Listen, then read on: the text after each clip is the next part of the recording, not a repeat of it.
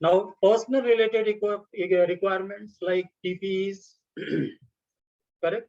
You are going and working with 550-degree and above furnace, and you don't have temperature resistant gloves, for example, or you are working with organic solvents and you don't have appropriate mask, for example. So these are few things that need to be assessed, that need to be of appropriate quality. Many issues are there with the quality also. The mask is there, mask is not of appropriate quality. Now, test methods, which method need to be followed, which regulatory body you are going to discuss with is also very, very important. Equipment. So sensitivity of equipment, you are required to do, say, for example, testing of heavy metals in food matrix as per FSSAI requirement. But you are still having AAS with flame. So many of you will appreciate that the detection and quantification levels of AAS with flame facility is not exactly going to meet the LOQ requirement as per the MRL of given food commodities as per present circumstances in terms of FSSAI requirements. So selection of equipment is very, very important. CRM and reference cultures, from where you are buying the cultures, what is the traceability. Now, for CRM, traceability stands 17034. For cultures, they have ATCC and MTCC cultures.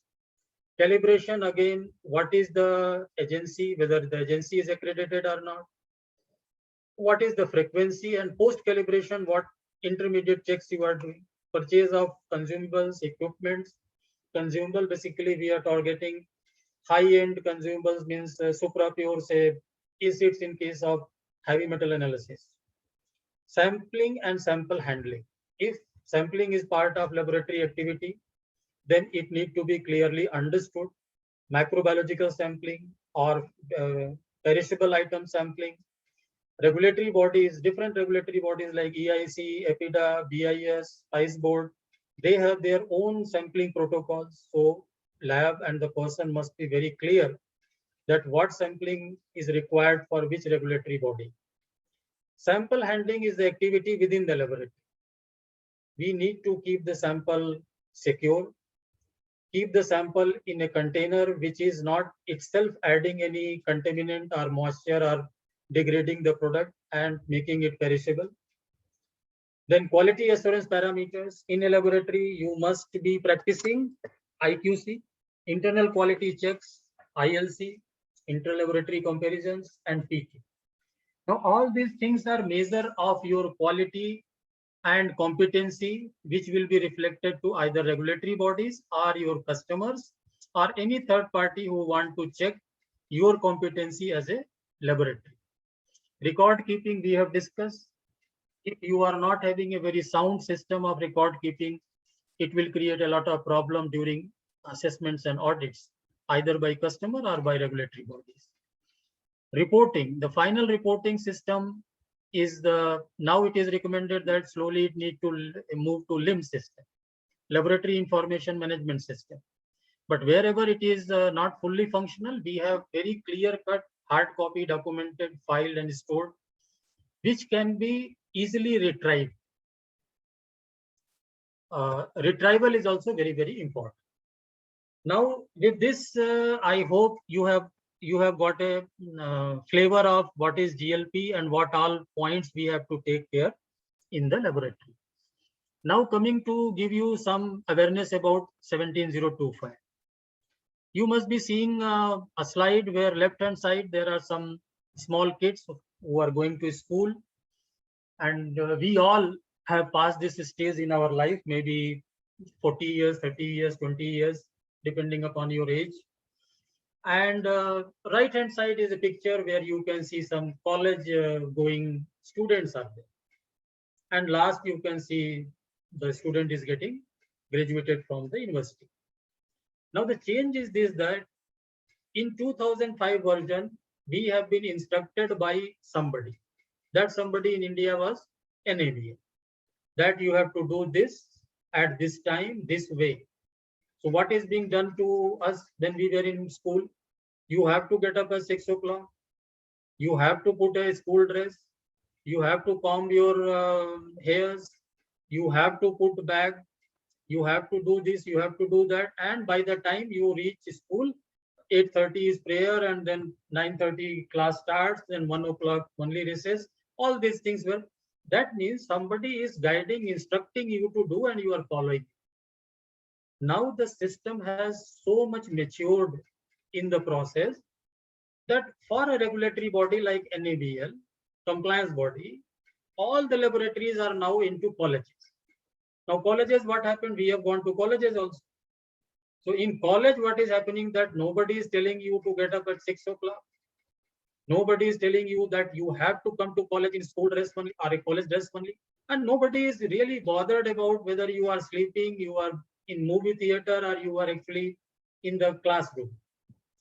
But when the result comes, everything get reflected that actually you were studying, you were focused, you were concentrated, or you were simply bunking classes and seeing movies. So that is the structure now. Now for the NABL as a compliance authority, all laboratories are mature enough to understand what is good for them, what is bad for them. Now it is their prerogative to adopt good things, GLP, stick to this, and then do consistent testing activity. And if they are not doing, then somebody is graduating with good marks and somebody is not able to pass the university courses.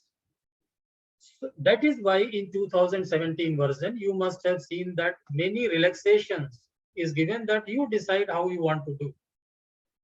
Now coming to overview of NABL or 17025 2017 accreditation in a laboratory system. We have document management system. We have purchase procedure and records, testing methods and processes, quality control, equipment sensitivity, reference standard, personnel and their competency. So these are major areas in which lab need to focus and work to get compliance as per 17025.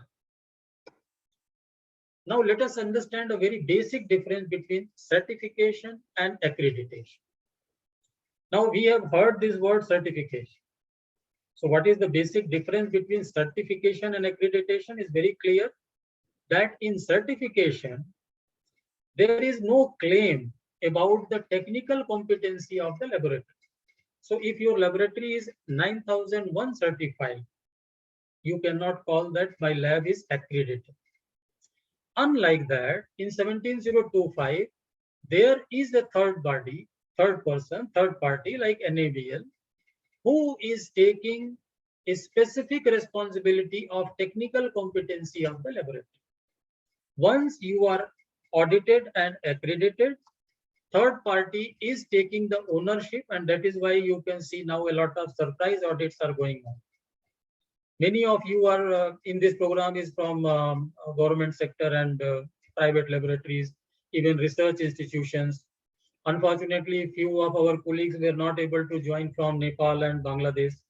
But anyway, lab you are working, there is a surprise system which is percolating in any respect, whether it is factory or whether it is laboratory. So surprise audits are being conducted to ensure that whatever is your representation during the auditing protocols or auditing days, that continues on a day-to-day basis. And that is the essence of getting accredited your process. Now understanding what is NABL and where it is located in the system of government. Now you can see Quality Council of India, under which you can see different organizations working for different activities like NABCB, NABED, NABH, NBQP, and then one of the wing here under a QCI is NABL. And you can see accreditations are promoted and controlled and monitored by these bodies. So NABL is how it is located in the overall picture of quality within Indian system is what is reflected in this slide. Now let us take India to global. Now, if you are talking globally, then NABL is the only agency in India who is responsible for implementation of 17025 standard. Now this NABL organization is connected with APLEC through MRA agreement, and APLEC is connected with ILAC, which is the highest authority as far as accreditation of laboratory systems are concerned. Now, this is called traceability. Traceability means unbroken chain by which you can reach the primary source from where this activity has started. So activity has started globally by ISO, ILAC. Then it has come to APLEC, Asia Pacific level, and then it has come to India level. So NABL, APLEC, and ILAC. This is called traceability. Now, understanding what is the whole process and flow chart of getting NABL accreditation. If you are ready with your scope, method, matrix, validation, uncertainty, all these things, then you apply. And of course, now they are recommending you need to complete successfully one proficiency testing program. Then you need to apply to NABL. Acknowledgement and scrutinies of your application will happen. You have to submit your quality manual along with that. Adequacy of that will happen. Pre-assessment, now they have option, you can skip pre-assessment if you want. Then final assessment, scrutiny of your assessment report is done within NABL Secretariat. Then recommendation of accreditation happens, and then approval happens, and if you issue a certificate. During this process, there are continuous interaction between NABL, laboratory, assessors, lead assessor, NABL again, NABL committee, and then laboratory and NABL. So there is a continuous feedback system, corrective actions, and then communications of any issues at laboratory end, or any issue at assessor end, or any issue at NABL end. So all these things are continuously done, and now it is online system. All this activity is paperless. No single paper will be used. Everything will be done online, from application to award of your certificate. Even audits are also happening paperless. Now, let us understand 17025 in little more detail. The change concept of 17025 says that you need to adopt PDCA cycle. Any one of you in this group, in this presentation, who is from industry background, the whole industry is based upon PDCA cycle: plan, do, check, and act. This is the basis of HACCP studies, and this is the basis of basic 9000, 22000, and any other standard of BRC, FSSC, and all that. That means you have to plan, you have to do, you have to check, and you have to act upon if there is any improvement point which is discussed during the or observed during the checking. Now let us have a look on the different sub clauses of new standard.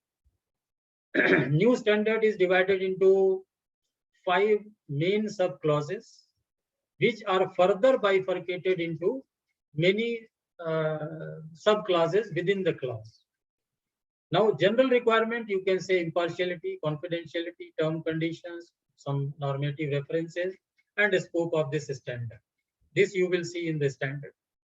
Then structural requirement, you see related to laboratory, legal identity, and all these things. Personal and resource requirement.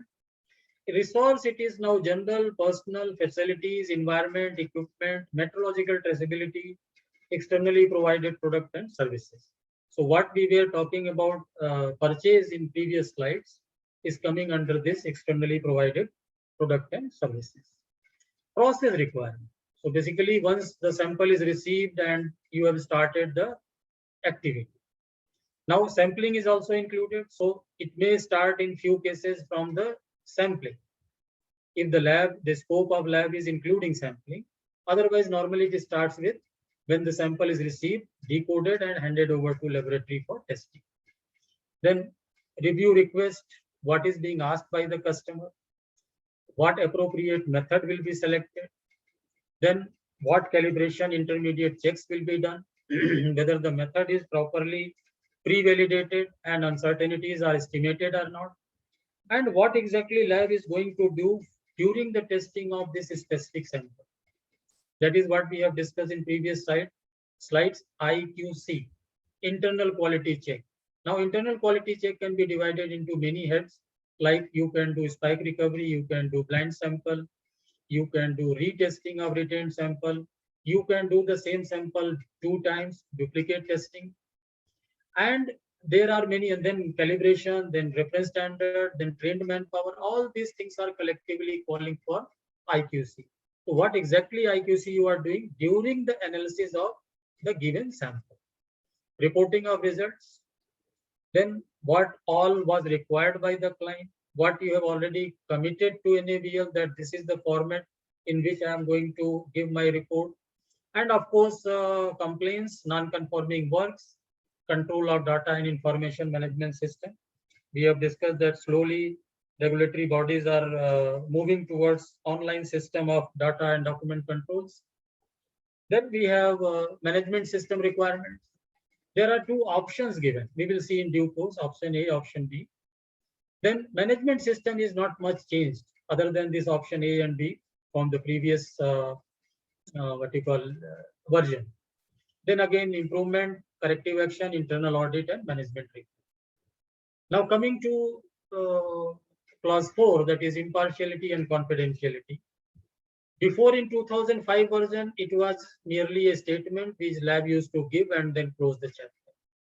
Now in 2017, you must document what are the different heads, what are the different processes, are the activities which can lead to compromising with the impartiality and confidentiality.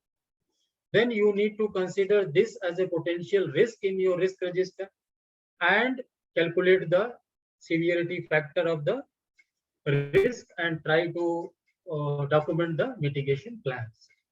So merely from a statement from 2005 version, now a lab need to document and demonstrate that how they are implementing, how they are doing impartiality and confidentiality within their system at different levels of laboratory activities.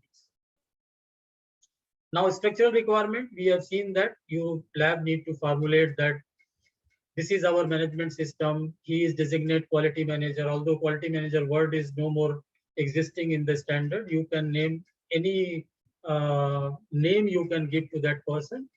But he will be primarily responsible for keeping the management system properly implemented, evaluated, and will be the key connect with NABL authorities and connects. Range of lab activities, that is very, very important. Lab does many things which is not part of accreditation protocol. So you must define that this activity is part of accreditation, and this is something we are doing for general research purpose, or non-accredited, or party-specific testing. Then roles and responsibilities must be defined. Who will be doing what? Documentation structure must be very, very clear. Quality manager competency is something which is a requirement that he must have understood, undergone training program, although it is not mandatory now, but he must have undergone the interactive program where he can understand what is the 17025 essence and how to implement and further improve upon. So communication is another thing. In what way you are communicating the things.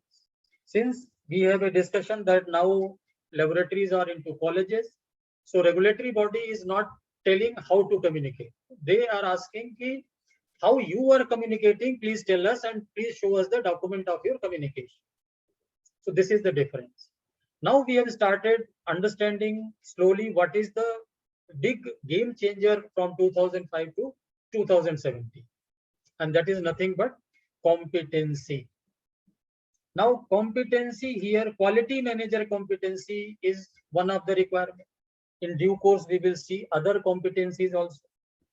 So as per the regulatory body, compared to 2005, where 4 days course was mandatory for quality manager. Now in 2017, regulation is telling he may not attend 4 days course, but he should be competent to understand 17025. So this is the difference. Now, in resource requirements, general, personal, facilities, environment, equipment, metrological traceability, externally provided product and services. So most important is personal. And most important aspect of personal which is evaluated is competency of person who is performing the given activity in the laboratory. Please make a note that if you are having everything in place, equipment is there, method is there, infra is there, consumables are there, CRM is there, method is there, manpower is also there. But if manpower is not competent, in spite of having everything, you cannot get accreditation. That is the severity of employment of this particular aspect within the competency. So enforcement of competency becomes critical for labs to get accredited and continue their testing activity. Facilities environment, we have fair amount of understanding, which is driven by either GLP requirements or in equipment manufacturers, which is normally 25 plus minus 2 and 60 plus minus 5.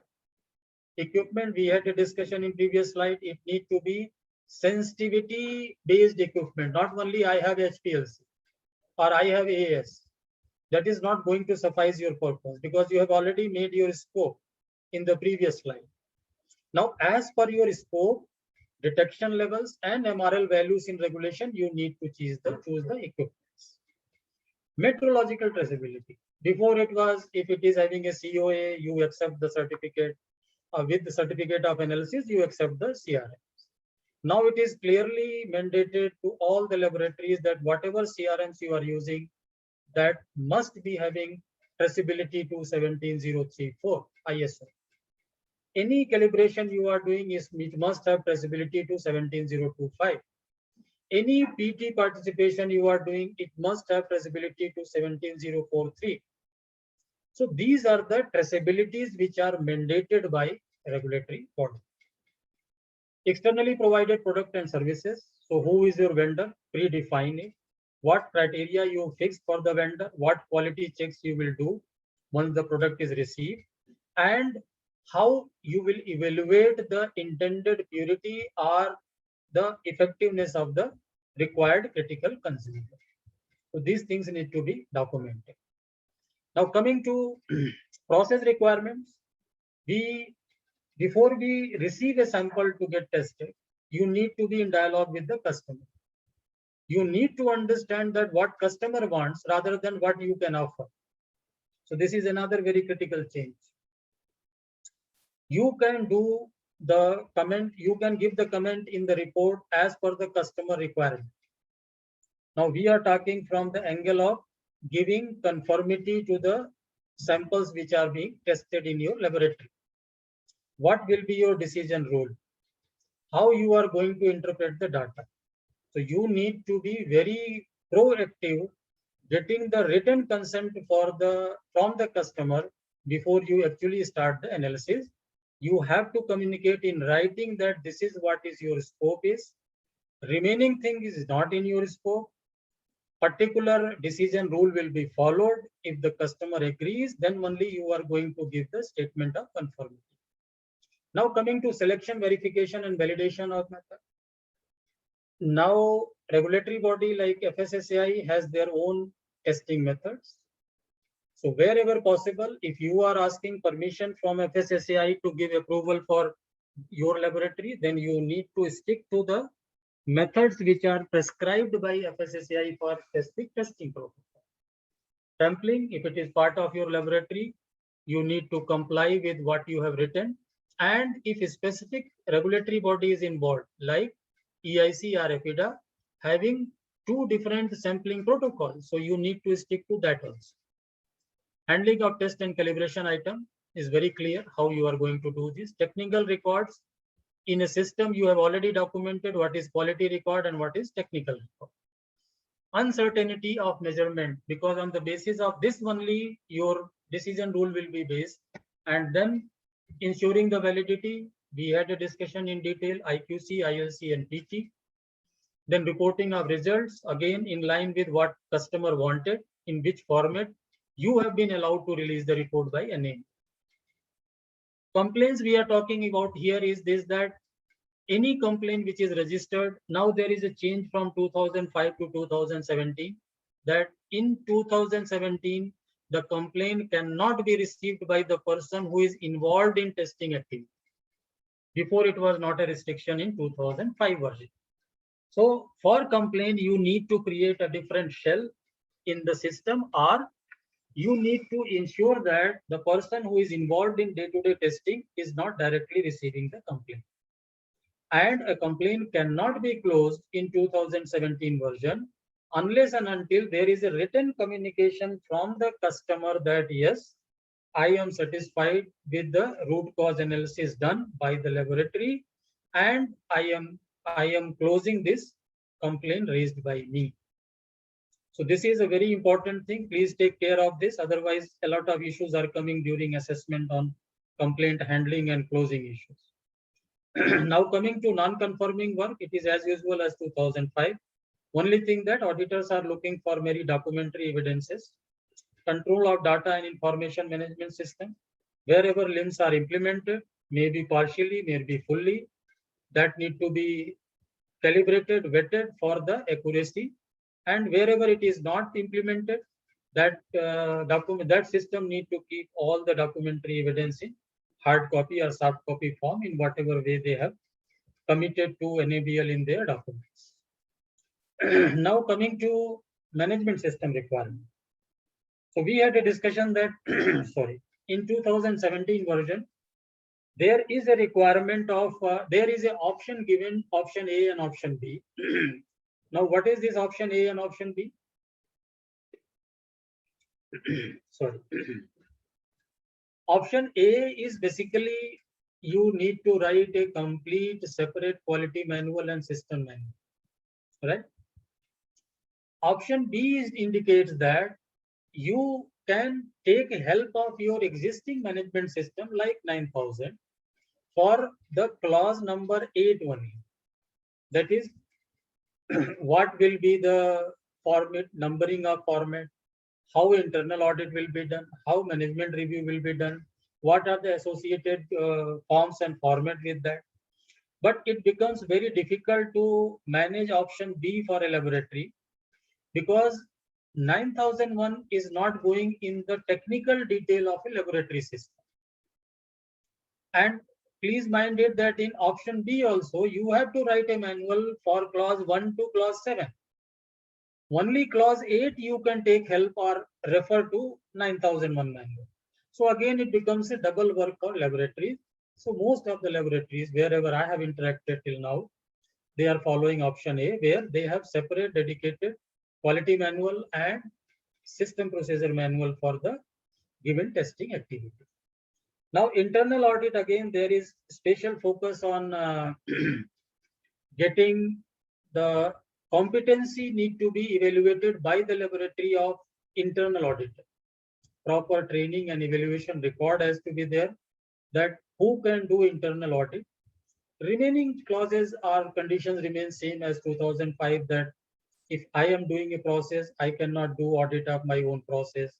Then management review, they have emphasized that there need to be clear-cut discussion and documented procedure has to be there for commitment of top management. Everything is controlled, everything is in place is not going to be accepted by the auditor. Please document every agenda point what is mentioned in the standard 17025. Against each agenda, management agenda point, the lab need to write that what they are going to do for this particular agenda point. Right? So with this, I think I am on time. Still 5-6 minutes are left in 1 hour. So once again, I would like to extend sincere thanks to all of our colleagues who have joined in today's webinar. With our apology that many of us thought that last moment they will do registration, but unfortunately the maximum participant list was full. So today I have got message from many that it is not getting registered. So we will take care of this, and our request will be the moment you next time get a link, please register immediately. You know, seats are limited. Beyond that, if we go time frame, then maybe it closes. So with this, and my sincere apology once again to Bangladesh and Nepal, some of the Dubai and some South African countries where participants were not able to join us due to some time issues as well as the registration issues. So we have taken a note internally and we will take care of this in future. Now I am opening the question hour session for all of you and stopping this slide share. And what I will do that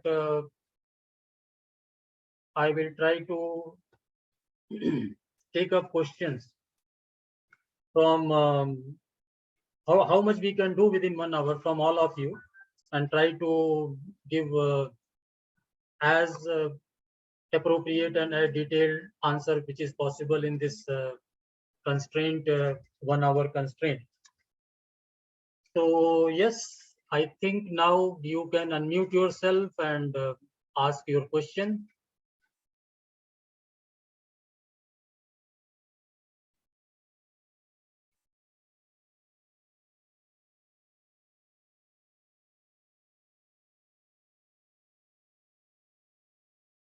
Can you unmute yourself? Anyone? Yeah. Hello. Hi, everyone. Good morning. I'm Prakriti. So if anyone has questions, you can kindly raise your hand such that we can unmute you and then we can have the discussion regarding it. Thank you.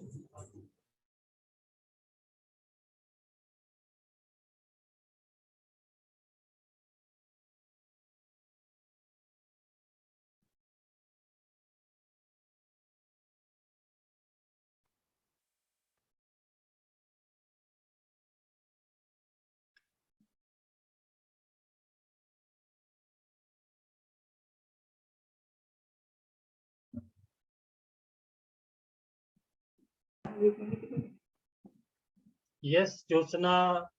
Yes, sir. With your question. Good afternoon, sir. Sir, this is Jyotsna from Regional Public Analysis Laboratory, Varanasi. Sir, I have a question in ISO IC 17025 2017. Is ILC and PT both are mandatory, sir? Okay. See, Jyotsna, you have a scope, right? Yes, now, sir. as per the scope, you need to establish internal quality checks. Yes, as sir. we have discussed, retesting, Yes, replicate testing, spike and blind, use of calibrated equipment, use of CRMs and cultures. Now coming to ILC and PT. Since proficiency testing is paid activity by a third party, so it will be very difficult for laboratory to go ahead and do all the parameter in the scope for PT. Okay, sir. So that is why ILC is also allowed wherever you have a huge number of scope. Only 1 or 2 parameters are there, then you can participate completely in PT also. Nothing is mandated. What was mandated, what I was mentioning was that if you are applying for the first time to NABL accreditation, then you must have completed at least 1 PT in any of your metrics or Okay. all or few parameters. Before that, your application online cannot be submitted. Hope I am clear, Jyotsna. Okay, sir. Thank you, sir. Welcome. Yes, anybody else?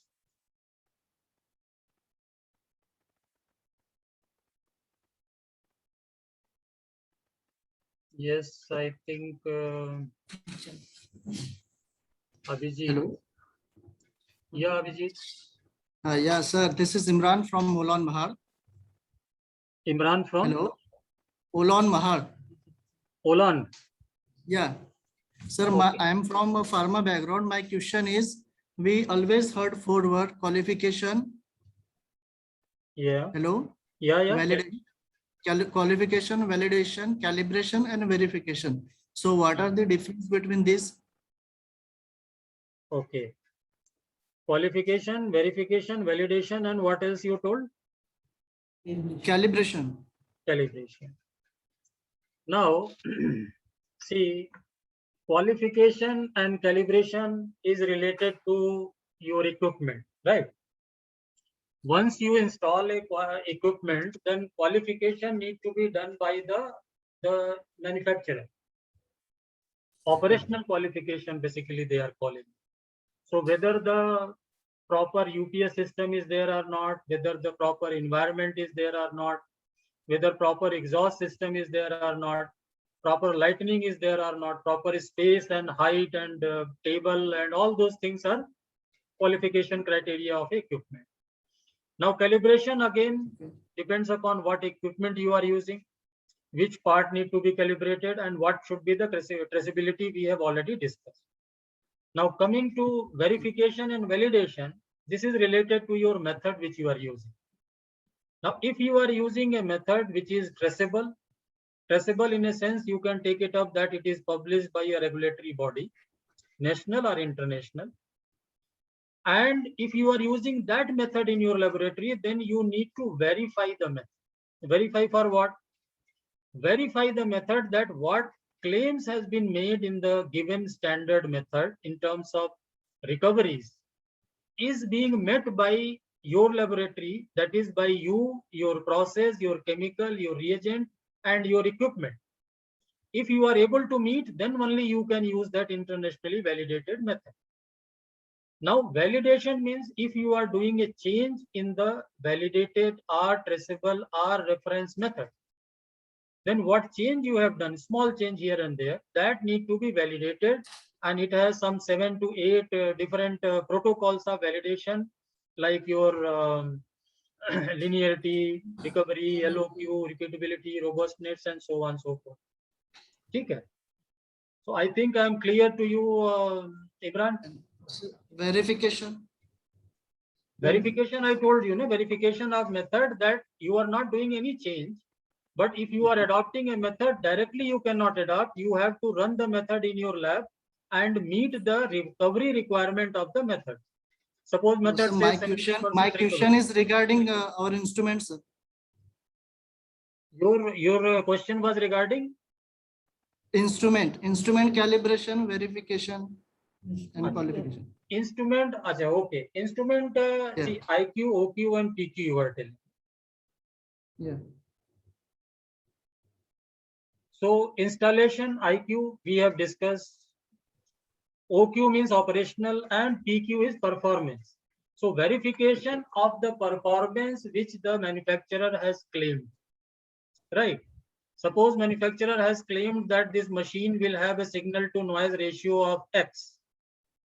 So whether this machine is basically having that X value of signal to noise ratio or not is going to be demonstrated by the manufacturer. So IQ, OQ, PQ is the sole responsibility of the equipment manufacturer to complete it and then hand over the equipment to you for further calibration, verification, validation of your method. I think I'm clear, Imran, to you. Yes. Thank you, sir. Well. Yes, anybody else? Hi, sir. This side Saloni from Patanjali Haridwar. Hi, Saloni.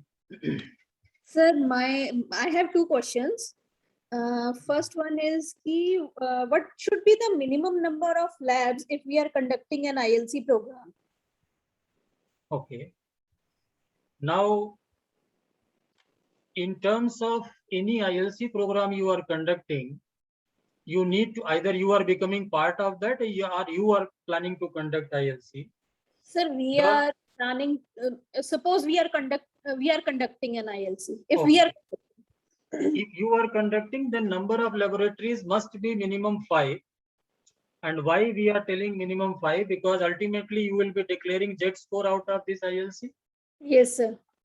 So any Z score value, if you are representing, then it must be having some minimum data points, and statistically that minimum data point is 5. Yes, sir. You can go any number of laboratory above 5, but not less than 5, because in that case, your Z score may not be authentic Z score of your ILC program. Okay, sir. Actually, next question is also related to this. What happens if we do not have sufficient number of labs who can participate in that ILC, and as well as we do not have any PT provider and we want that parameter in our scope? Tell me the parameter. Sir, C4, C6 in honey. Eh? Sir, C4 sugar. C4 sugar in honey, right? in honey. No problem. Then you can go ahead with. I think C4 is now done by 3-4 organizations in India only. Sir, yes. Anand Kaf is doing C4. Your PBTI is doing C4. Your IARI is doing C4. Intertech is doing C4. Then I PBTI think, yeah. Sir, PBDI has not responded positively. Okay. Issue No, is I'm just telling you that these are the agencies or centers from where you can get the information whether they are doing or not. So you rightly said that they are not responding, correct? yes. Now you must have the documentary evidence of they not responding. Means there Yes. should be a mail communication from your side. Yes, sir. There should be a reminder also from your side. Yes, sir. And then you can say, explain to the auditor that this is what we have done, sir. They have Okay. not responded, and these are the known sources that we have in Okay. our database who are doing actually C4 analysis in India. Okay, sir. Now another approach that you can do, that many of the exporters are getting it tested from I think Intertech Germany and Eurofins Germany and QCI Germany. Okay, sir. These are the 3 global labs which are regular doing across globe honey testing for C4 and C3 and many other SMR, TMR and many other parameters. Okay, sir. My request will be, please collect these informations from these sources and then send your sample to any 1 or 2 labs of this Eurofin or Intertech or maybe QCI Germany, and get C4 tested and keep this as one of your document for against proficiency testing participation. Okay, sir. Okay, sir. Right, ma'am? Right, sir. Thank you, sir. Welcome, sir. Yes. Next.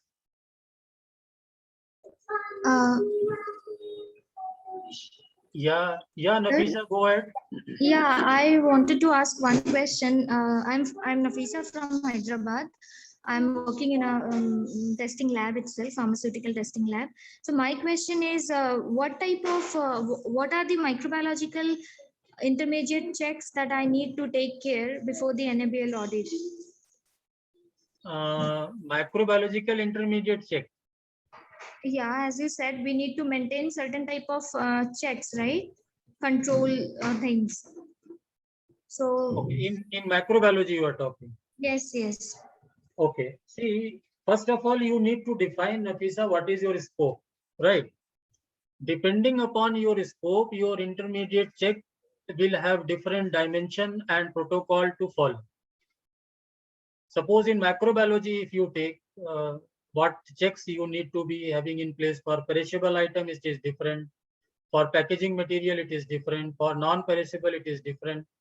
So I think I will be in a better position to answer your question if you specify your scope, because these checks will be different as per the matrix and as per the perishability of the product.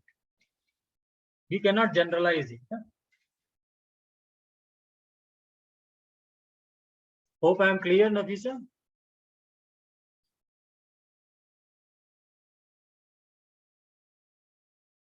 Okay, next.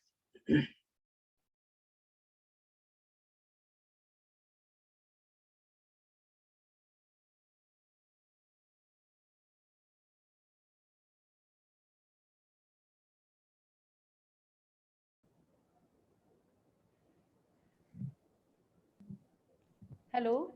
Sir, good afternoon. Good afternoon. Sir, I'm Dr. Prachi from Royal Healthcare Laboratory. Good afternoon, doctor. Tell me. Sir, please tell me about the specific requirement for chemical and microbiological, which is already mentioned in 165 NABL document. Hmm. But now, sir, it is not there. Then what is the new document for that, sir? See, no, as I have told you, Dr. Sab, that it is all depending upon the competency of the person. Everything is revolving around competency. Now, if a Okay, sir. microbiologist you are talking, if a microbiologist is there, then they have introduced the new concept of unidirectional flow into laboratory, right? Now, once you Yes, are sir. meeting the unidirectional flow in the laboratory, then many things are already taken care in terms of cross contamination. So before laboratories were explaining that cross contamination is not there because I am doing air swabbing and I'm doing surface swabbing. I can do this type of activity. Now that is stopped. You can't do as per your choice. So you need to follow unidirectional flow in the microbiology section across, starting from your sample received to final discard, autoclave and discard. So these are some specific requirements which are introduced, and then they are coming up with the technical competency of the person. Now, person technical competency again demonstrated by, that is why they are restricting the lab must participate in at least one proficiency testing program. Because if they are complying with the satisfactory Z score, that gives a confidence to regulatory body that yes, the system, the manpower, holistically they can follow and they can repeat the results and they can give consistent data.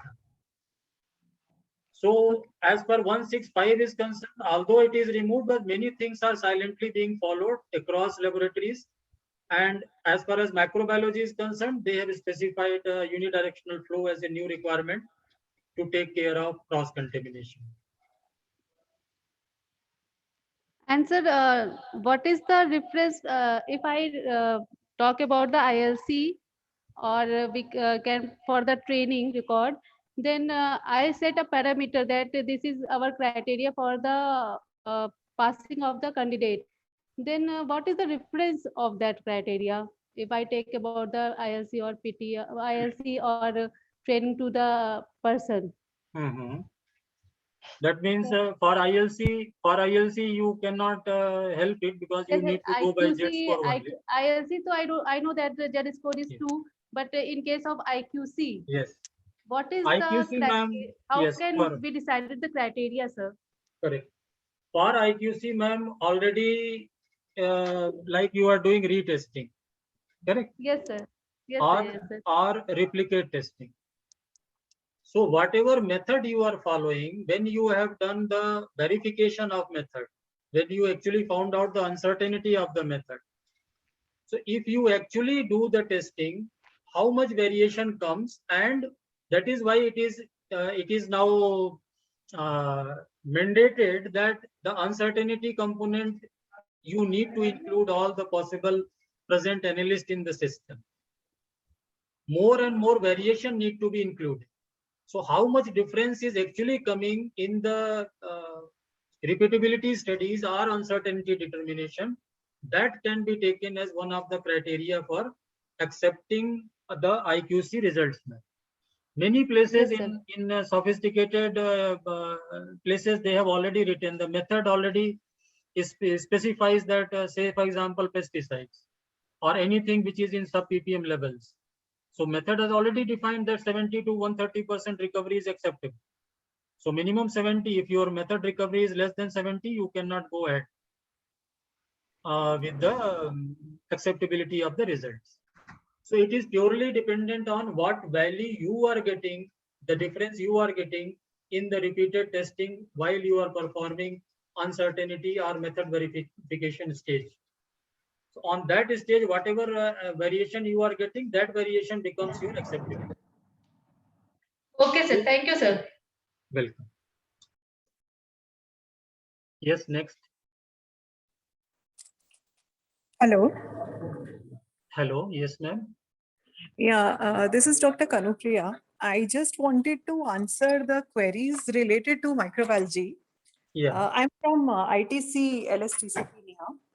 So Nafisa specifically was asking about the checks before going for the microbiology laboratory, right? So we just have to see whether if the laboratory is having the clean rooms. So if the laboratory is having the clean rooms, the validations have to be done for the clean rooms. And as Sir has suggested for the uni flow thing, that is always there for to check the cross contamination. You have to check if you have kept two biosafeties together, that also cross contamination can happen. So water and food should not be mixed up. Or then you have to set the criteria for the air monitoring. So you have to pinpoint your in the map of your laboratory, you have to pinpoint the places where you will keep the plates for air monitoring, and you have to set the criteria for that. So air monitoring and swabbing you have to done before going for the accreditation, because these are the things which need to be taken care for microbiology. Fumigation is required. So you have to have a fumigation instrument for that. And you have to set your limits for that, that when you will fumigate, and after and before air monitoring checks will have to be done. And as for other departments also, we go for the equipment checks, and intermediate checks for water bath, incubator, ovens have to be done before going for the accreditation. So these are the things, and you have to have your pure culture, maintenance of pure culture things need to be done before that. And if anything else is there, you can connect me personally. Yeah, this was from my side in microbiology. Thank you, sir. Thank you, Dr. Kanupriya, for adding it. See, checks means what I have understood is different. I was thinking in terms of the product, whatever getting analyzed. And one thing is just to add your statement, very much true, whatever you said. And that is why we have highlighted the competency of a person. If I am competent macrobiologist, then all these things is part and parcel of our checklist. There is no specification. And another thing, just to add, ma'am, that now fumigation is something which again, as unidirectional is being means not much accepted. Fogging in terms is a more accepted term. This is one change. Remaining whatever Dr. Kanupriya has told is very much required. And that is why if you go for the technical competency part, so if I am not a macrobiologist, I cannot appreciate that why and how to biosafety placed side by side can lead to cross contamination, or why fogging is more appropriate technically than fumigation. And that is why the basis of any domain you are going, whether it is macrobiology or high-end testing or chemical or water or pharma or food, you need to have technical competency of the domain in which you are going. Right. Thank you, Dr. Kanupriya, for adding this. And next.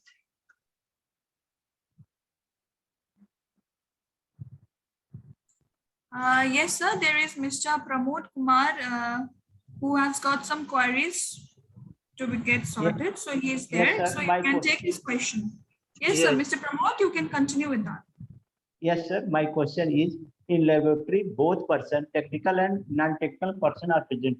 In this condition, who can do work of code, decode, and allotment work? Okay, so you want to ask that in a laboratory there are technical, non-technical activities, correct? So who can allot, do the coding, decoding, allotment? Yes, sir. See, understanding is very clear, Pramodji, that you need to define a scope, and the person who is coding, decoding may not be technical in a very small setup where only few selected parameters are there. Otherwise, if there is a full-fledged laboratory, then the coding, decoding person must have very clear understanding, at least the sample nature, handling, and storage. Three things are very, very necessary for the person who is sitting in booking section, coding or decoding section. Yes. This is very important, that he must know what is perishable, what is non-perishable, which sample to be kept in fridge, which sample to be kept in deep freezer, which sample to be kept at room temperature. Yes. Because immediately the sample will not go to the laboratory for testing. Yes.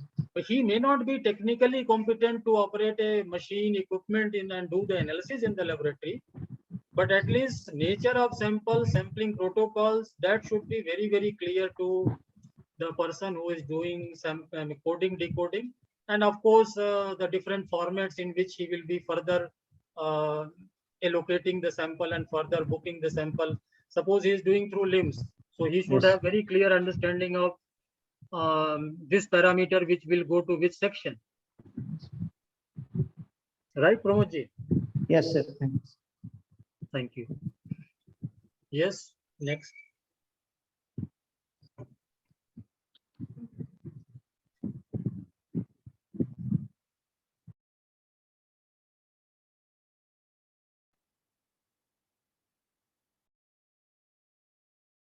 Yeah, next question, please. Anybody?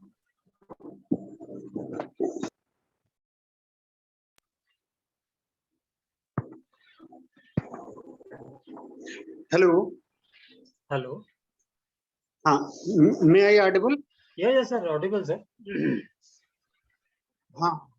Myself, Rajesh Kumar from Government Public Analysis Laboratory, Lucknow, Food Safety Drug Administration, UP. Good afternoon, sir. I have two queries regarding integrated integration, accreditation, and regarding your consultancy services, how we can contact you for our NABL accreditation. See, sir, I think you can put a mail to that, and Prakriti will be in touch with you. And I know I will be in touch with you. We will be separately dealing these requirements. First of all, we need to do a gap assessment of your place, sir, to understand that what is your infra, what is your manpower, what is your CRM status, what scope you are willing to go in phase 1 or phase 2, phase 3, in what manner you are willing to apply, and then we can go ahead with documentation, training, and then method validation, uncertainty calculation, application. Everything is what we are doing in a phased manner for other private parties also. So I will request, sir, I have noted down, I will come back to you, and first thing is to have a gap assessment of your place. Okay. And what scope you are looking for. Accreditation? Pardon, sir? Integrated accreditation. Integrated, basically, sir, now it is, if it is more than 2 also, you can go for integrated. So application is done to NABL only. So NABL, FSSAI, both audit will happen simultaneously, and your scope will be under integrated assessment protocols. Okay, thank you. Welcome.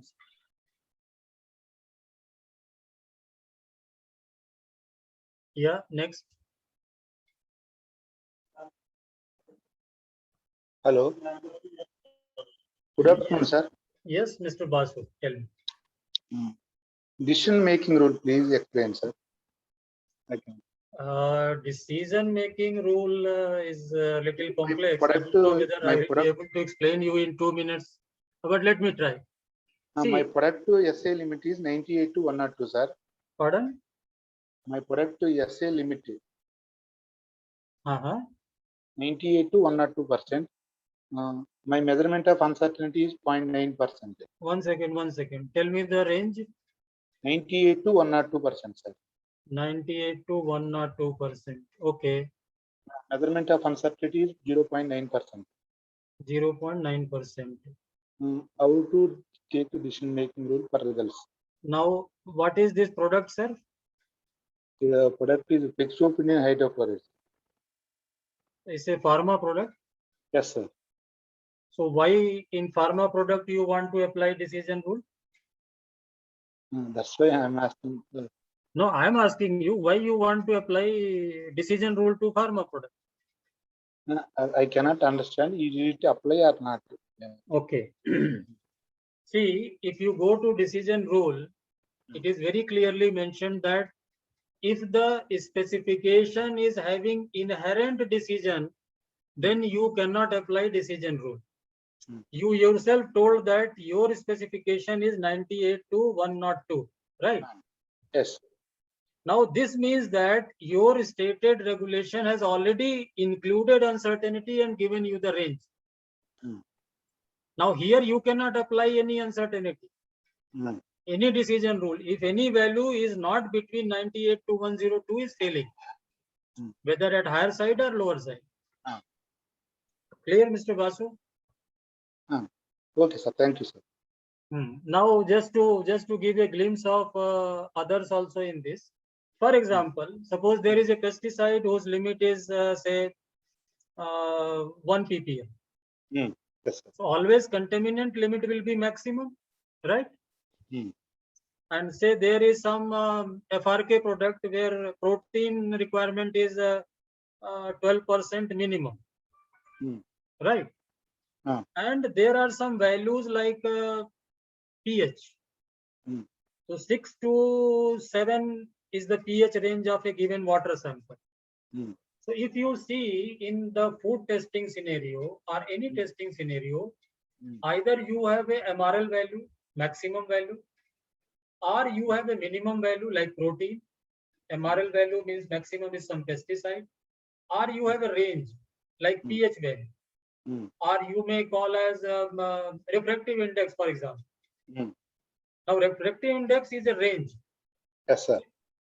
If you are going to apply to a range this value, that becomes a problem. Any value which is below this, above that is failing.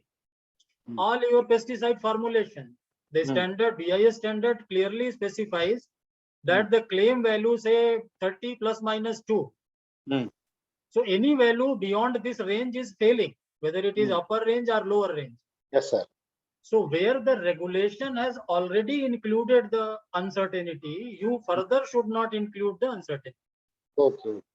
And there are different modes of implying decision rule in all these three cases: maximum, minimum, and range. That needs little bit more elaboration. I think in quick session like this it's not possible, because we need to have data point also to explain you. But your point is valid that from uncertainty only you will calculate the guard band, and the guard band either you will add or delete from your minimum or maximum values. Okay. ठीक है? Okay. Yes. Anybody else?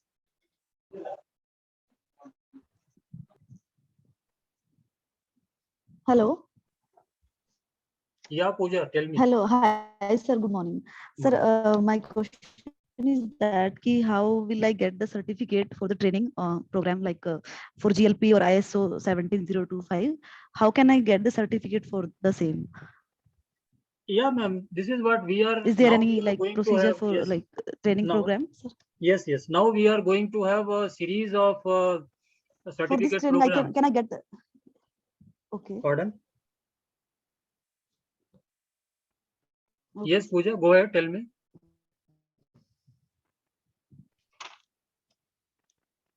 Hello. Yes, sir. Yes. Yeah. Can you hear me, Yeah, sir? tell me. See. Yes, sir. Yes, sir. Yeah, So yeah, I can hear you. Tell me, you certification are asking me. programs.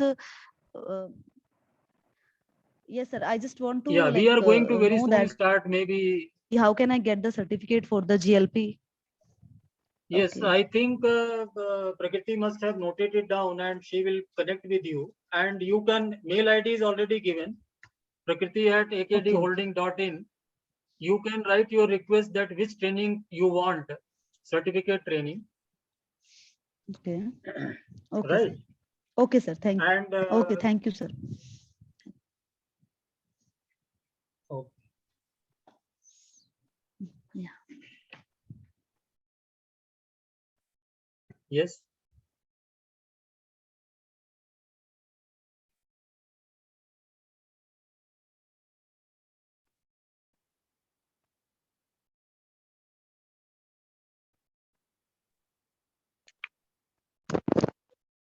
Hello. Yes. So this is Rashmi Korde from Municipal Analyst Laboratory, Dadar. Good afternoon, ma'am. Yes, बताइए. sir, good afternoon, sir. So my question is that what is the ideal frequency of calibrating the equipment?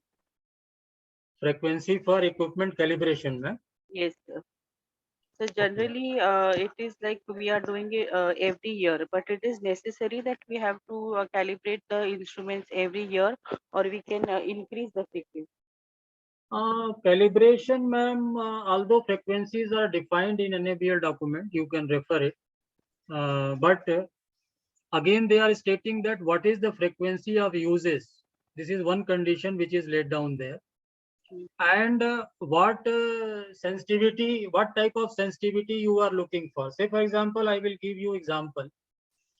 Suppose you have got your thermometer, glass thermometer or glassware calibrated. So no need to every year calibrate it, because unless and until it is broken or cracked, it is not going to change the calibration. And of course, you are maintaining the cleaning and drying process for optimum. But as far as balance and other equipments are concerned, since they are subjected to repeated weighing over a period of time, you need to go for once in a year calibration. This is the frequency which is followed. Apart from that, you are having intermediate check and daily checks also, depending upon the sensitivity and uses of the equipment. Okay. Okay. Okay.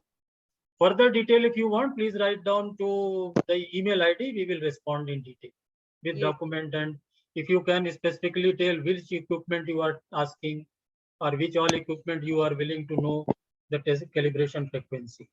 Okay, so where we actually have it is a microbiological lab, and we have autoclave, biological incubators, biosafety cabinets. Okay. Yes. So I think for microbiological, you are having autoclaves are subjected to checks on a whenever you are using it. Yes. Through your what do you call that? So we Culture, through your live culture, you are subjecting it to whether it is appropriately meeting the temperature, reaching the temperature and pressure or not. Yes, On a sir. daily basis, you are monitoring your incubators, and Yes, once in a year, you are getting it calibrated externally from a Yes. accredited NABL accredited calibration lab. Yes, sir. So with intermediate check on a quarter basis, and there are balance, you are doing daily check in a macrobiology lab. Yes, sir. And environmental monitoring, you are doing daily basis swab and pour plate methods in critical areas. Yes, sir. So if you are doing all these things, you can write down to us what is specifically your operations is. So we can go ahead and suggest better processes. Okay, okay. Thank you, sir. Now there is one question which has come from participant. Maybe it is for many of you. That is why it has come to me directly. That they wanted to know class A and class B management system. First of all, it is not class, it is option. Because the moment you call class A and class B, it becomes and refers to glasswares, right? So type A, type B is referring to uncertainty. Class A, class B is referring to glassware. So that way, option A, option B is referring to management system. See, as I told you that this is being detailed when we are conducting 2 days of awareness program in detail. Every clause we are going in detail and making you understand and your queries. This was basically a refresher program to make you understand that what all need to be done and checked at your end. So once again, I will try quickly to answer your question of option A and option B of management system. The 2017 version has given option to you that either you can make a quality manual from class 4 to class 8, everything written in one manual, right? That is option A. What is option B? Option B is this, that you make a manual from class 4 to class 7 in one. Don't write in that manual class A. What you have to write in that manual, that please refer ISO 9001 manual for clause 8. If you see in detail of clause 8 what all is there, they are mentioning how you will do document numbering, how you will do document control, how you will do internal audit, how you will do management review, which is nothing to do with basically the technical part of the laboratory. That is why this part, this clause 8 is may be referred to 9001 version, right? We can understand in detail when we go for the later courses where what you call the 2 days we are dedicating only for 17025. So there your specific questions can be detailed. But for the time being, understand that for the clarity, and most of the laboratory are following option A, where they have dedicated manual for the laboratory and they have dedicated manual for their industry and factory and other things. They are not mixing because it creates a lot of confusion within the system. Now, another question which has come is, I hope I am able to answer your question, but with a request that if you go and attend next courses where we are detailing every aspect of standard in 2 days, so that will be more clear. Another question somebody is asking is verification of method. See, verification and validation of method, I tried to explain during presentation also. Let us again reconfirm it. Whether you are using, many times this is a non-conformance in laboratories. What they say ki I have used FSSAI method or BIS method or AOAC method. All these methods are internationally validated and traceable method. Then directly I have taken method and I started doing sample analysis. Now I am asking a very simple question. Have you read the requirement of the standard? The requirement of standard is very clear that if you are using a validated traceable method, that is the case in which you are claiming now that I will not do validation verification. So the standard says that you need to verify. Verify what? See, the standard method is written if that standard method is able to reproduce what is being stated in the standard method. What is stated? Say, for example, your recovery should not be less than 70%.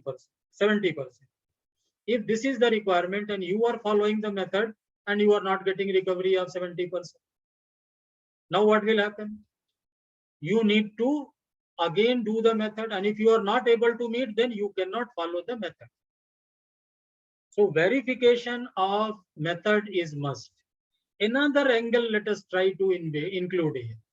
If you don't do verification, how you will find out uncertainty? You tell me now. Because for uncertainty, at least 10 times you have to do the repeated analysis. Now the standard says that include all the equipment available, include all the analysts available, so that you can get a robust uncertainty. Because on the basis of this uncertainty only, you are going to calculate the decision route. So if somebody is telling that I will not do verification, then how he or she will do uncertainty estimation if they are going for an NABL accreditation? So verification is mandatory from 2 angles. One, the standard says that you need to verify and confirm that you are getting the intended fulfilling the intended requirement of the method. Another is that you have to find out uncertainty because you have to define a decision rule with that parameter in that matrix. So on account of these 2 things, the lab cannot have the excuse that I will not do method verification. Validation is very clear, I believe, because any change you are doing, you need to do the validation. And there are set protocols of validation. Now in that also, suppose you are following a particular regulatory body like EIC. Now EIC will not accept any validation protocol. They are accepting only the European Union SANTI guidelines. Please get reminded that SANTI guideline is 2 months back changed. So when you are going to do now validation onwards, please refer the latest SANTI guidelines for method validation if you are under the preview of EIC, Export Inspection Council requirement of testing. So there are so many other nuances in that. We are planning to have a detailed program on method validation and verification. One whole day will be dedicated to you with your specific example, what you are doing. which method you taken, which method you have followed, why you should do, why you should not do, what you have to do, what all precautions you have to take during, what all changes you need to do in your SOP if you are writing for validation. So all these things will be taken care in detail in next coming series of programs. Now, another question which is coming up to me through WhatsApp is this, that how to discard expiry CRM according to GLP, kindly share. Now, this standard discarding becomes a big concern, madam, and that is why now labs are restricting that whatever you want to use, that only you should use. We are into discussion with different CRM providers. We are trying to find it out a very amicable way of giving 20 mg, not more than 20 mg packing to laboratory, so that in any case you consume the 20 mg within 2 years. What is the expiry? At present, this is a big concern area. Only thing which I can suggest that you please keep it in your lab and hand it over to authorized CPCB or your state pollution control board supply authorized vendor for proper disposal. Don't even send it to your combined or personal ETP systems. This will be my suggestion about CRMs. As you are giving for your macrobiological cultures, media, and any positive sample, you are decontaminating and then handing over to authorized vendor. Same way you need to do with these CRMs also, because they are proven carcinogen and mutagenic properties they are having. Right. So I think my questions on WhatsApp is over. Now, let us go ahead with the participants. Who is next asking question?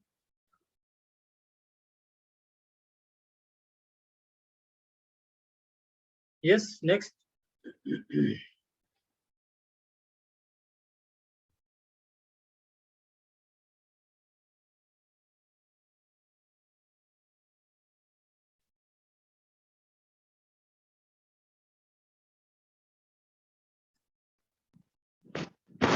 Hello. Yes. Yes, sir. This is Manu H. from National Food Laboratory, Calcutta. Hi, sir. Good afternoon. Sir. Good afternoon. Actually, sir, I need to ask regarding this integrated accreditation only, but in terms of competency and documentation, sir. Difference. Okay. See, this is a very complex question, because if you see EIC, they have separate validation protocol. If you see EPIDA, they are asking specific European guidelines. But if you are targeting only FSSAI and NABL, then I will recommend that please follow specifications from FSSAI, matrix grouping from NABL, and keep your LOQs in line with the FSSAI requirements. That will be the best way. Hope I am clear.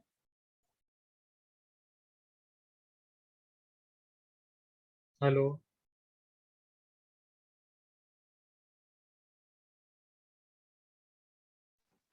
Yes, sir. Yes, sir. Am I clear, sir? It will be my suggestion that you keep FSSAI requirement as your basis, and from there you calculate the LOQ. That will be more advisable.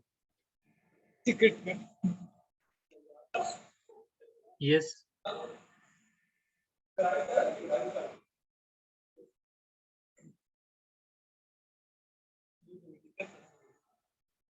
Yes, Anmolji, you can go ahead.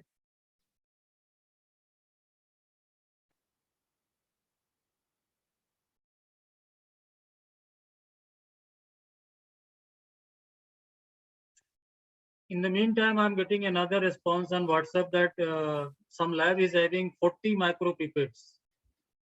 And what they are willing to know that whether they can get maybe 5 or 10 calibrated from external source, and then remaining they can calibrate internally. Now, my suggestion here, it will be difficult because I don't know the background of the laboratory. But if you have a micro pipette, micro balance in your lab, micro balance is basically who can measure less than 1 milligram with accuracy. Please understand this. Not the least count of balance, which is important. What is important is how accurately you can weigh whatever weight you can weigh from a given balance. So USP has already clearly defined it, that 4-digit balance having least count for 0.1 mg can only weigh 10 milligram with accuracy. So that way, if you have a micro balance and if you are having a person who is trained for calibration, using water, hopefully you are using water for calibration of macro pipette, then you can try. But again, my suggestion will be, don't try internally everything. Please get it revalidated, means get it calibrated from outside. Then do internal calibration and find out how much variation you are getting in internal calibration, compare it with the third party accredited calibration lab, and try to develop some document. If you tomorrow you want to explain to the auditor that we can do internal calibrations, because these are very less weights. First of all, if you don't have micro balance, then please don't try. Don't try on your 4-digit balance having accuracy of weighing 1 mg. That is not going to make you explain your point to the auditor. But if you have facilities, other detail I want to know before I comment on that. But if you have these facilities, you can go ahead and do internally, provided you are trained, certified and trained by accredited calibration lab to perform these internal calibrations. Hello. Hope I am clear. Yes, Ashish ji. Yes, sir. I want to ask something. Calibration. Sir, actually, calibration में IQ और OQ तो just must of a mass calibration. Okay, sir. Sir, but internal calibration is for hexachlorobenzene. Can do internal calibration? Can I do? Now, hexachlorobenzene, you want to calibrate which equipment? Sir, GC-MS-MS. Okay. Now, first of all, we have to understand that whether this machine is subjected to IQ, OQ, PQ by the manufacturer or not. Sorry, sir. Have your machine being subjected to IQ, OQ, PQ by the manufacturer? Yes, yes, yes, yes, sir. Yes, sir. Okay. At this time, installation time. Yes. So they must have provided you some standard chemical to do the sensitivity check of the detector. Yes, yes, yes, sir. Yes, sir. You are using it? Yes. Okay. Now coming to the intermediate check of your GC mass system, and you want to say that you are using hexachlorobenzene, correct? Yes, yes, yes, yes, yes, sir. Now this hexachlorobenzene can calibrate only your concentration and area count and retention time. Yes, yes, sir. But we are talking about mass systems, no? GC, MS, MS. Yes, yes. So where these two things are not relevant, retention time and area count is not. What is relevant is whether the machine is able to detect the given mass with accuracy or not. Okay, sir. Lower mass and higher mass. You know, the technology works on charge to mass ratio. Yes, sir. M by Z ratio. M by Z ratio, correct? So the hexachlorobenzene thought if you apply with GCFID, that is good. Okay, okay, sir. Okay, sir. Or HPLC UV, that is good. Okay, sir. But the moment you apply the same thought to mass system, that is not technically justified. Okay. Because the detection technology is different in mass system. Yes. Now you have to have a mixture of solvents, mixture of compounds, which will have lower, middle, and higher, both the masses. Okay, okay, sir. Now inject it and see whether the machine is able to differentiate between these masses or not. Whether the proper daughter ions and parent ion are being produced and quantified or not. So I think that will be a different protocol of discussion.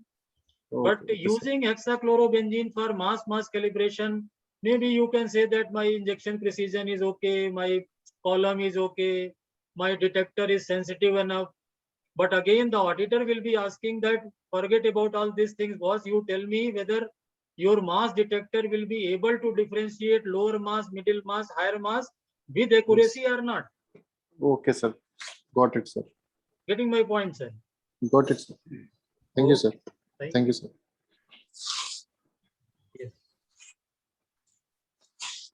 Now another question which has come through WhatsApp. Can we use instrument in due date of calibration, and what are expectations of regulatory authorities like WHO or USP? Now see, any equipment you are calibrating, you are free to choose the recalibration frequency. My answer is this. Only thing that you need to demonstrate that what is the frequency of uses of the equipment and what are the intermediate checks which you have applied on the equipment. Equipment is totality: column, oven, flow, gas, injector, detector, everything. So what are the intermediate checks you have applied? So everything is coming in place. Normally laboratories are keeping once in a year, but if things are intermediate checks are not responding properly, or you are using too much of the equipment, then you can decrease the frequency of calibration. And I will suggest, instead of decreasing that external calibration once in a year to 6 months, you increase your intermediate check from quarterly to monthly, or maybe weekly. That will be more appropriate for you to go ahead with checking the health of the machine. Basically, all these intermediate checks and calibration that is to establish that the day you are using machine, it was healthy and running fit and fine.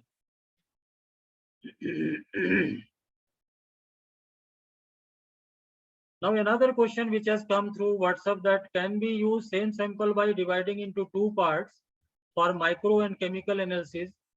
What is expecting of regulatory authorities? Okay. Now see, if you are again, I will say that if you are following regulatory requirement like EIC.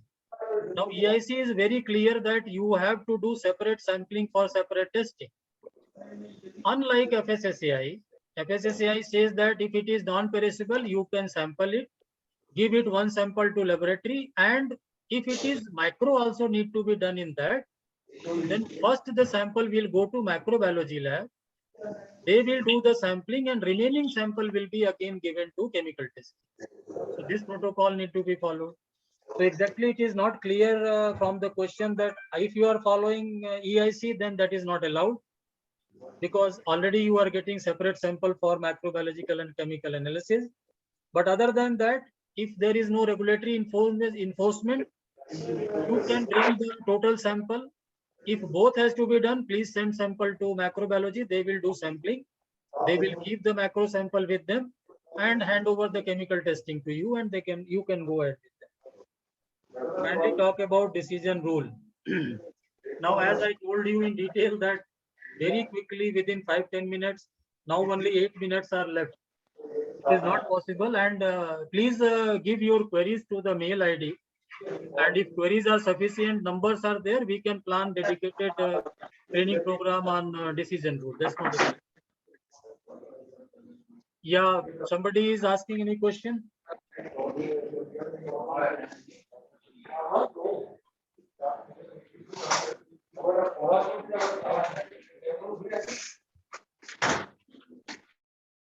Any further question?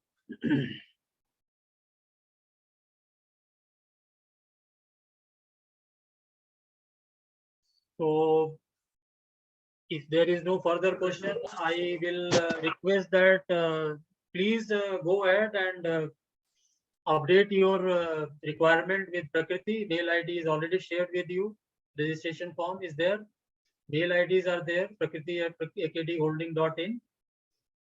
And please register with your requirement. What exact training you are looking for? What scope you are dealing with? How many? What is the participant list? So that we can tailor made, and if number is more than 15, we can plan dedicated to your company as such or laboratory as such. That's not a problem. But minimum there need to be 15 participants, 15 to 20, not more than 20. because that becomes a activity where people are not getting properly addressed. So minimum 15, maximum 20 is the structure which we are going to make up. And I think method validation, there are some concern. Decision rule, there are some concern. Understanding 17025 in detail, there are some concern. Then IQC, ILC, PT, there are some concern. Then some concerns were there in terms of calibration and intermediate check, frequency, acceptability criteria and all. So all these things we can address in coming training programs. So my request will be, it will help us to define and design more effectively, and we can come back to you as soon as possible. We are planning in the first week of October or maybe second week of October. But if participants are more, then we can split it into 2 or 3 different training programs, similar programs. So with this, I would like to thank from my side. Almost time is over for us. Thank you very much for all who has attended this training program. I know many of you are within your office and a lot of work pressure is also there. Thank you very much for joining the awareness program. And I am sure that this must have created some thought process in each one of us, that yes, there need to be some platform where we can technically discuss, exchange, put our views and have a very amicable solution. Because I can reflect you what NABL is thinking, what an auditor is thinking, what is the other side of the thought process. Because when we are working in the laboratory, we always focus on our side of thought process. So idea is this, that we can make a platform where there should be free and fair discussion, clear-cut understanding, to the point discussion of your specific scope, matrix, method, parameter. That becomes more effective with your own examples. Rather, if I start telling you something about, say, antibiotic analysis, and you are looking for water testing parameters, so that is there is no correlation basically. So we want to correlate that what exactly you are doing, what practical problem you are facing, and what could be the best and smart way of resolving this problem, so that ultimately you are going to face audit one day. So during assessment time, there could not be any confusion at the working level, whether to do this or do that. And when things are clear on documentary levels, then confidence level is high and we can face any audit or any protocol with all confidence. So with this, I would like to invite, if anybody want to say something about our program, our presentation skills. Although we are having some gap at our end, we are trying to improve it. Another improvement, that any awareness program, at least 500 to 600 is participant is what we are looking for. Here in this, only 300 roughly are able to join. And anybody else with the content, you can go ahead and write to Prakriti for what training programs you are looking in future. And now I would like to call upon my colleague Prakriti to say a few words. If anybody of you want to say something, still we have 2-3 minutes, or handing over to Prakriti to conclude it.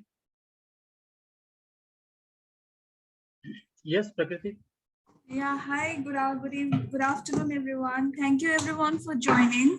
And this kind of webinar we will be hosting for every month, so that we will share you the link. And then I would like you to kindly register on the time period, specific time period, such that it would be convenience for you as well as for us, such that you will not miss any of the pages which you have. Many of the queries which I'm getting is like, kindly go back to the previous slide. That we cannot do, but yes, of course, we can share with you the recording which we have done during the webinar session. Yeah, we will share with you. And then, yeah, I have got the specific mail ID which you have registered with. We will share you the recordings as well as any of the further information or events which we will be hosting. Yeah, we will share with you. And thank you everyone for joining with us. Hope so it was an interactive session, and then we tried to answer as many of the queries which you have asked. And thank you. Yes, sir. Thank you, Prakriti, and once again assuring that whatever queries has come through Prakriti, or it will come in due course also. Suppose you want to write it by today day end also, please write back to her. We will collate it, go through, and try to answer one-to-one the possible queries. And very soon we will be coming with a what you call series of presentation plan, so that you can plan and block your date accordingly. With this, thank you very much to all for participating in such a huge number and making this awareness program in all success. And hopefully we as a team will add value to your laboratory and at a large national cause of improving the quality and safety of food testing in India. Thank you very much once again.